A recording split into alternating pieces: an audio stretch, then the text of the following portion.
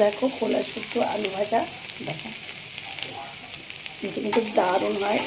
ডাল আর আলু ভাজা ভাত খেতে দারুণ লাগবে নিরামিষের দিনে। আমরা শুকনো লঙ্কা, কালো জিরে, পাঁচফোড়ন,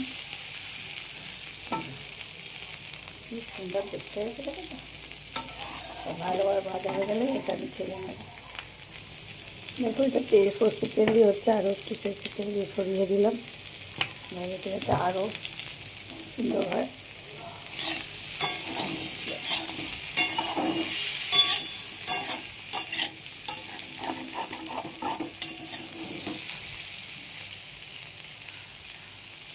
এই খোলা শুদ্ধ আলু ভাজা কিন্তু দারুণ টেস্টি হয় বন্ধুরা, একদিন বানিয়ে নিশ্চয়ই দেখবেন। তো দেখো আজকে মঙ্গলবার, তাই জন্য একটু এরকম খোলা শুদ্ধ আলু ভাজা করে দিচ্ছি। এই আলুটা কিন্তু আমার একটা চাষের আলু আছে, ছাদে হয়েছিল বন্ধুরা, তাই জন্য তোমাদের সঙ্গে শেয়ার করছি। ছোটো ছোটো আলু কিছুটা আমার কাছে, কিছুটা কেনা।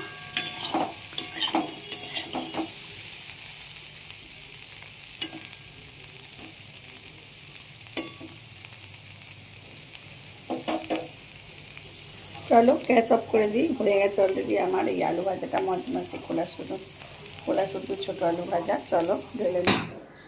তো দেখো একদম মচমচে আলু ভাজা একদম রেডি। এটা যদি ভালো লাগে প্লিজ শেয়ার কমেন্ট লাইক করে পাশে থাকার অনুরোধ রইল। সকল বন্ধুরা এইভাবেই আমার সাথে থেকো, পাশে থেকো। বাই, শুভ দুপুর।